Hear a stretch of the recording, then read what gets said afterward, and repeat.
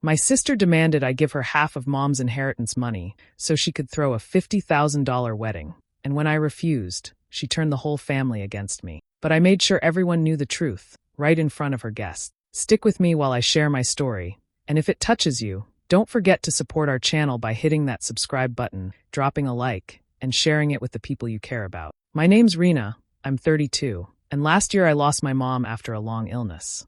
It was the hardest time of my life. For months, I was the one staying up all night, helping her eat, taking her to appointments, and just sitting with her when she couldn't sleep. My younger sister, Callie, showed up maybe twice in that whole time. She was always too busy or too stressed. Still, Mom always loved her. Callie had this charm that made people forgive her too easily. When Mom passed, I felt empty but also at peace knowing I'd done everything I could for her. Then came the will reading. That's when the peace ended. Mom had left me everything, about $80,000, her savings and what was left from the house sale. She'd written a note with it saying, "Thank you for being my rock when I needed one." Callie's face turned red the moment she heard it. She looked at me like I'd stolen something. "You knew about this?" she asked. I didn't. Mom never told me. But from that moment, Callie stopped talking to me like a sister. I didn't gloat or make a scene. I just followed Mom's wishes. I used some of the money to pay off medical bills and save the rest. I thought eventually Callie would calm down. But instead, she grew more distant and bitter. Then one day, she called me out of nowhere, cheerful and overly nice, which was never a good sign. She told me she was engaged to Blake, and they were planning a dream wedding. She sounded excited, until she got to the real reason for her call. "So about Mom's money," she said. "I think it's only fair we split it. To help with the wedding. It's family money after all." I froze. I told her gently that it wasn't what Mom wanted, and that I couldn't just give away something meant to honor her. Callie laughed at first, like I was joking. When she realized I wasn't, she snapped. "You're unbelievable, Rena. Mom would have wanted us both to be happy. You're hoarding it like some greedy witch." After that, the phone calls from other relatives started. My dad, my aunts, even cousins I hadn't heard from in years, all telling me to make peace and do the right thing. I knew Callie had been talking. I kept quiet, but deep down, something in me broke. I'd spent years putting family first. But for Callie, it was never about family, it was about control. And that's when I decided I wouldn't let her rewrite the story Mom left behind. Callie's engagement happened fast. One week she was single, and the next she was flashing a diamond the size of a grape, thanks to her new fiancé, Blake. He was the kind of man who cared more about appearances than people, always dressed sharp, always talking loud so everyone noticed him. From the start, their relationship felt like a performance. When Callie announced her wedding plans, it sounded less like a celebration and more like a business pitch. She wanted a country club ceremony, a designer gown, and a live band flown in from California. The total cost? Around $50,000. I couldn't believe my ears. She didn't have that kind of money, and neither did Blake. A few weeks later, she called me again, her tone sugar-sweet. "Hey, Rena," she said. "We've been budgeting, and we realized we might need a little help. Just to make things perfect." I felt my stomach tighten. I already knew what was coming. Then she said it. "You should do the right thing and split Mom's inheritance. It's only fair. This wedding is about family, and Mom would have wanted us both to be happy." Her voice carried this fake innocence that made my skin crawl. I took a deep breath and told her calmly that I couldn't. "Mom left that money to me for a reason," I said. "I've honored her wishes, and that's what I'm going to keep doing." There was a long pause before she laughed, that sharp, cutting laugh she used whenever she didn't get her way. "You're unbelievable," she snapped. "You're sitting on all that money while your own sister struggles to start her life. You're heartless, Rena." I tried to explain again, but she wouldn't listen. The call ended with her hanging up on me. I sat there, phone in my hand, staring at the wall. The room felt smaller somehow, like her words had taken up all the air. The next few days, I started getting messages from relatives. My dad, Harold, called first. He's always been quiet, the type to avoid conflict. "Still," he said, "maybe you should think about helping her out. It'd bring peace to the family." I told him it wasn't about peace, it was about principle. He sighed, clearly not wanting to take sides. But I knew he already had. Soon after, my aunt texted, saying she'd heard I was hoarding Mom's money. Someone else mentioned that Callie was heartbroken by my selfishness. The story spread fast, and every version made me sound worse. Every family event after that felt colder. Conversations stopped when I walked in. People avoided my eyes. I was suddenly the villain in a story I didn't create. I didn't fight it. I didn't defend myself. I just went quiet, trying to hold on to the last bit of dignity I had left. But deep inside, I could feel it. This was just the beginning of something much bigger. The weeks leading up to Callie's wedding were miserable. Every morning, I'd wake up to a new message from her, long, dramatic texts full of guilt and blame. "You don't care about family," she'd write. "Mom would be ashamed of you. All I ever wanted was for us to be close again." Then she'd end it with something like, "It's not too late to make things right." At first, I ignored her, hoping she'd stop. But she didn't.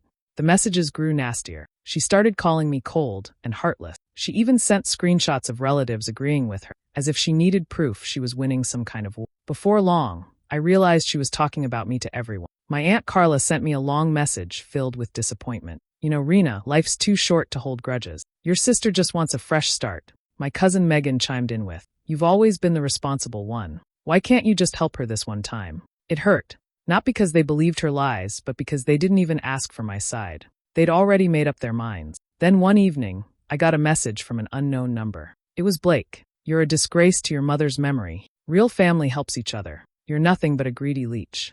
I stared at the screen in shock. The fact that he, someone who barely knew me, felt entitled to insult me showed just how far Callie had gone. She'd poisoned everyone against me. I tried to focus on work, tried to act normal, but every time my phone buzzed, I felt a wave of dread. It was like being trapped in a storm I didn't cause. I wanted to shout the truth, to tell everyone what really happened, but I knew it would only make things worse. Instead, I went quiet. I stopped answering messages, stopped visiting family. I just wanted peace. But peace never lasts long when someone like Callie is in control of the story. One afternoon, while sorting through paperwork for Mom's estate, I remembered something. Mom's lawyer had mentioned there were still a few documents in storage, things that needed my signature before they could close her file. I almost ignored it, but something in me said to go. When I arrived, the lawyer greeted me kindly and handed over a small envelope with Mom's handwriting on it. "Oh," he said casually, "there was also a record of another deposit box your mother kept. Did you ever close that one?" I frowned. Deposit box?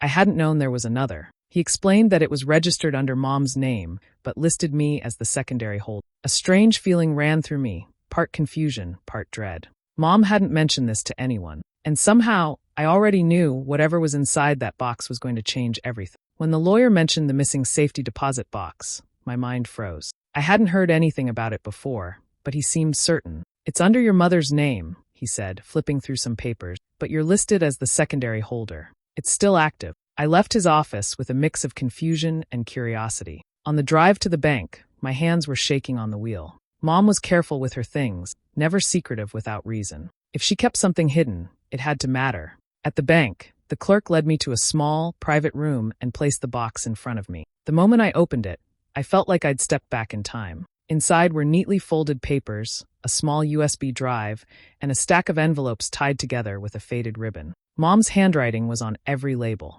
I started with the letters.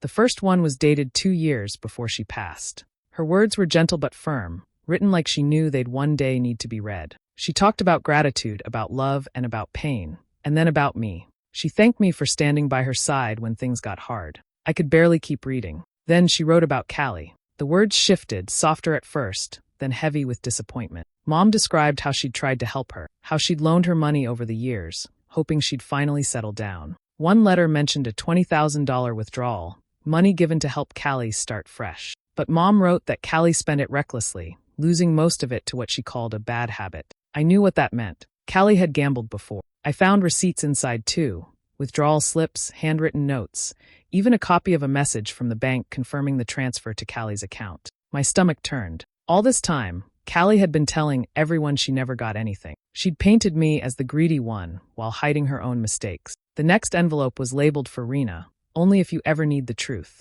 My throat tightened as I opened it. Inside was a letter in Mom's familiar looping script. She explained why she left everything to me. She said it wasn't about money, it was about trust. She wrote that I had carried her through her hardest days, while Callie chose distance over love. She wanted me to have enough to build a stable life, something she feared Callie would waste again. By the time I finished reading, my hands were trembling. There was no anger, not yet, just a deep, aching sadness.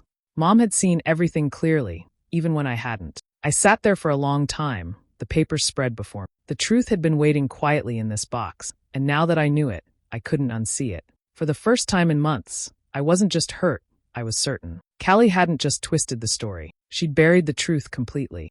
For days after finding the letters, I couldn't think straight. I'd spread the papers across my kitchen table, reading them over and over, wondering what Mom would want me to do. The truth sat heavy in my chest, too big to carry, too dangerous to drop. If I exposed Callie, the whole family would finally see who she really was. But if I stayed quiet, she'd keep painting me as the villain. Every weekend, there was another family gathering, another excuse for her to show off. I started dreading them, but I still went, hoping maybe she'd stop. She never did. She'd brag about her wedding plans in front of everyone, describing designer dresses and gold centerpieces like she was hosting royalty. And every time, she made sure to look at me when she said things like, "Not everyone understands generosity. Some people are just cold-hearted." Nobody defended me. They laughed, pretended it was a joke, but I could feel the sting in every word. I tried to eat, tried to smile, but I could feel my hands trembling under the table. I wanted to scream, "You already got your share, Callie. You took $20,000 and threw it away."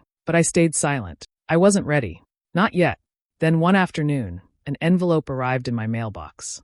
It was her wedding invitation, thick paper, gold lettering, fancy enough to look like it cost a fortune. Inside, a handwritten note slipped out. Her handwriting was sharp, familiar, but colder than I remembered. "You'll finally do something nice for me. Bring the check." I stared at those words until my vision blurred. My chest tightened so hard it hurt. After everything she'd said, after everything she'd done, she still thought I'd show up and hand her money like nothing happened. The arrogance, the entitlement, it was beyond anything I'd seen from her before. That night, I sat at the kitchen table with Mom's letter in my hand. I read it again, her words soft and steady. "Don't let anyone rewrite the truth I left behind." Something inside me shifted. I realized silence wasn't peace, it was surrender. Every time I'd bitten my tongue, every time I'd swallowed her cruelty, I'd been protecting her lies. Mom had trusted me with the truth, not to hide it but to guard it. I folded the letter carefully and placed it back in the envelope. My heartbeat felt steady for the first time in months. I wasn't going to yell. I wasn't going to beg anyone to believe me. I would simply show them what Mom had written. Callie wanted a performance. Fine. I'd give her one. When I sent back the RSVP, I checked attending in neat, deliberate handwriting. No note, no apology, no emotion. She wanted me there to bring a check. I'd bring something else instead.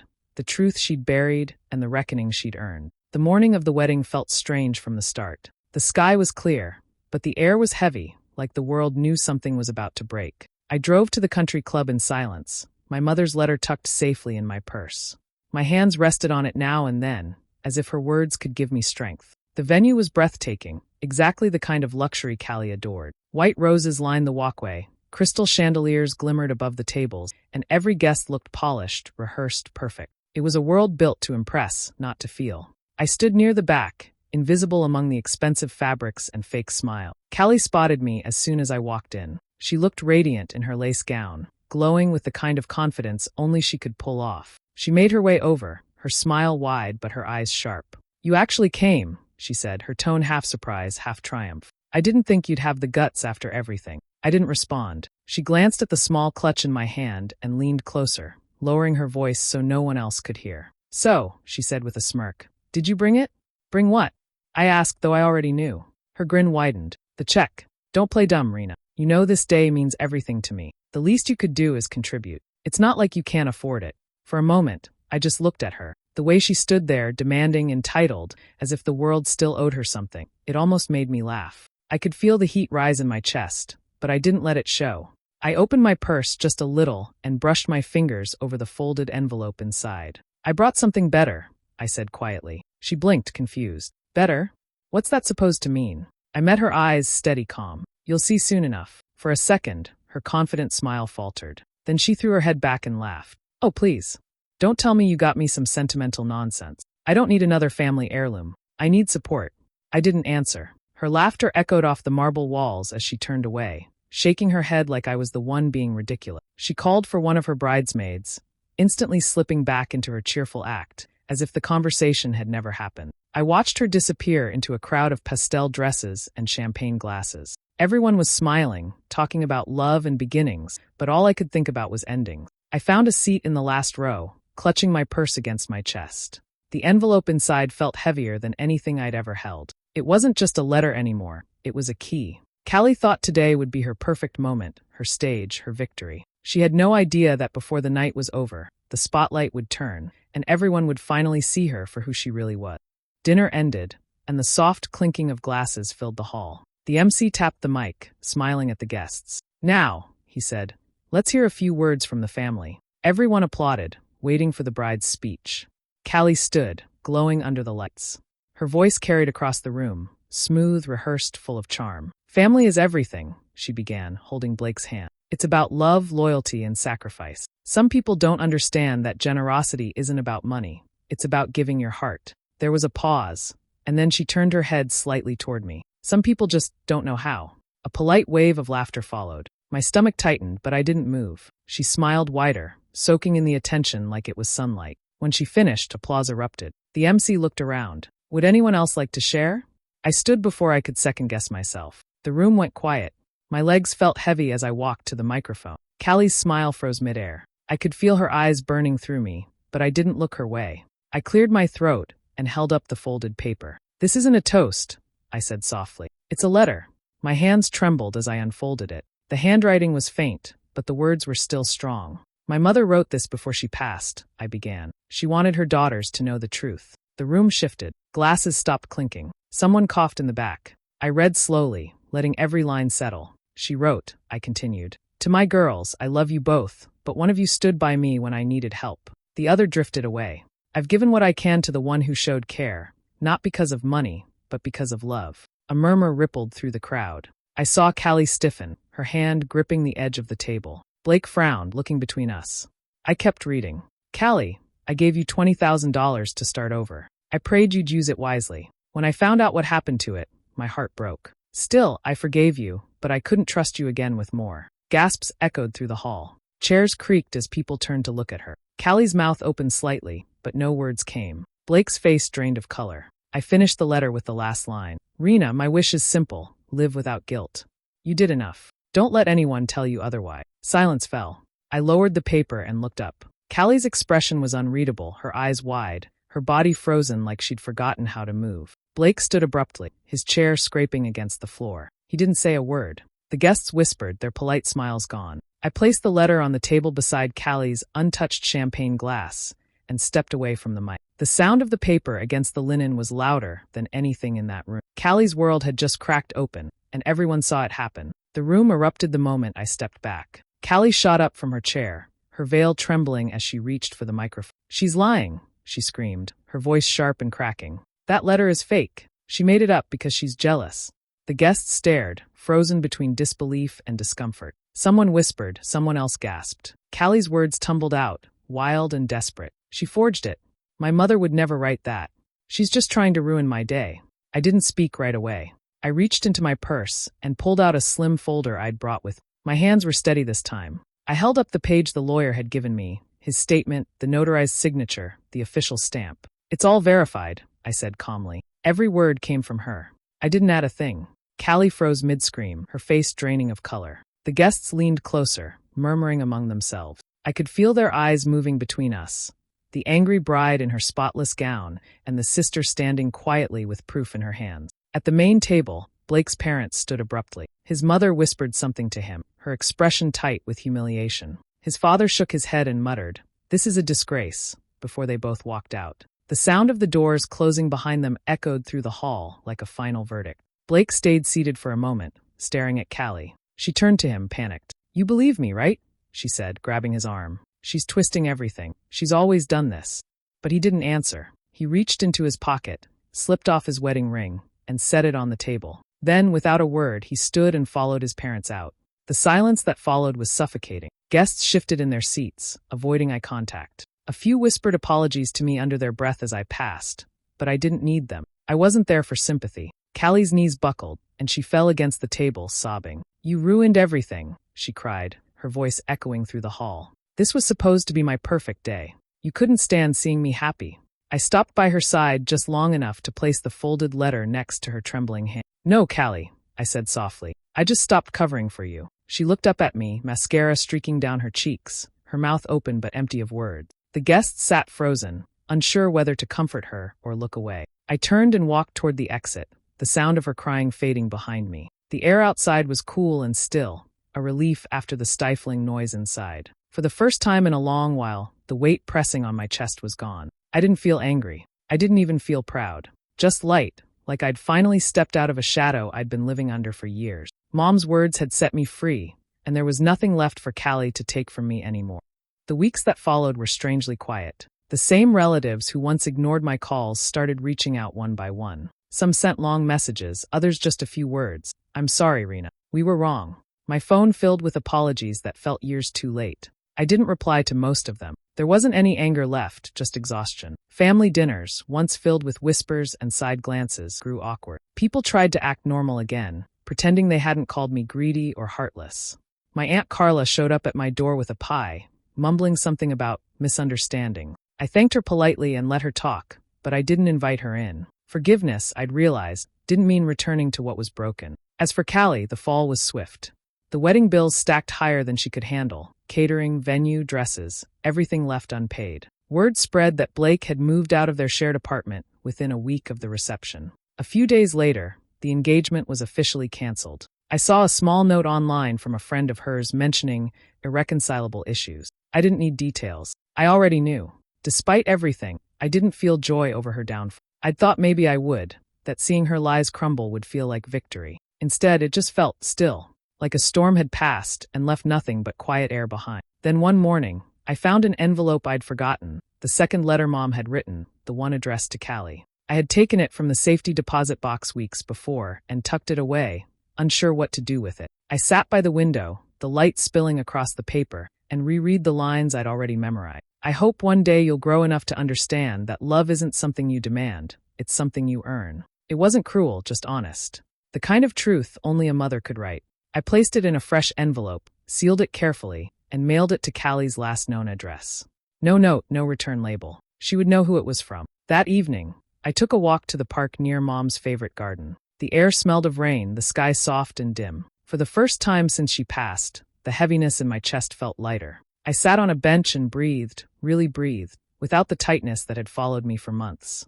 There were no more lies to fight, no more guilt to carry. I didn't need anyone's approval, or their pity, or their side of the story. The truth had already spoken for itself. As I watched the wind stir through the trees, I whispered a quiet thank you to Mom. Not for the money, not for the letter, but for finally giving me peace. The morning was calm when I drove to the cemetery. The sky was pale blue, the kind of soft light my mother used to love. I carried a small bouquet of lilies, her favorite, their scent clean and sharp in the cool air. The path was damp from last night's rain, and the grass glistened under the sun. When I reached her headstone, I knelt down and brushed away a few fallen leaves. Her name was carved neatly into the stone, simple and graceful, just like she'd been. For a moment, I just sat there in silence, listening to the wind move through the trees. I pulled the folded letter from my coat pocket, the same one I'd read on the day everything changed. The edges were worn now, the ink faded a little, but the words still felt alive. I placed it carefully at the base of the stone, right beside the lilies. My hands lingered there, tracing the smooth marble.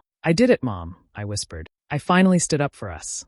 The words came out soft, steady. "You were right about everything. I should have trusted that sooner." A gust of wind stirred the petals, sending one drifting across the ground. I watched it spin away, light as a breath, and felt something inside me loosen. The weight I'd carried for so long wasn't there anymore. I thought about Callie, about the girl I used to chase after, trying to fix what she kept breaking. I'd spent years convincing myself that blood meant loyalty, that love could excuse cruelty. But standing there, I understood what Mom's last words really meant. "I didn't lose a sister that day," I said quietly. "I just stopped pretending I still had one." It wasn't bitterness, it was acceptance. The truth had already done its work. There was no anger left, only the quiet relief of finally letting go. I stayed a little longer, watching the sunlight shift across the stone. The lilies moved gently with the breeze, and for a moment, it almost felt like she was there beside me. I told her about the new job I was starting next week, about the small apartment I'd found downtown, about how I'd finally begun sleeping through the night again. It felt good to talk, even if no one answered. When I stood to leave, I looked back one last time. The letter lay tucked beneath the flowers, a piece of her and me both resting there together. Another gust came, and a few petals lifted into the air, swirling upward until they disappeared against the sky. I turned toward the path, my steps slow but certain. The air was cool against my skin, the kind that clears your head and steadies your heart. I didn't look back again. I didn't need to. The past was behind me now, carried away with those petals, quiet, resolved, and free. Do you think I made the right choice by walking away, or should I have given my sister another chance? I'd love to hear your thoughts in the comments. And if you enjoy stories like this, don't forget to subscribe.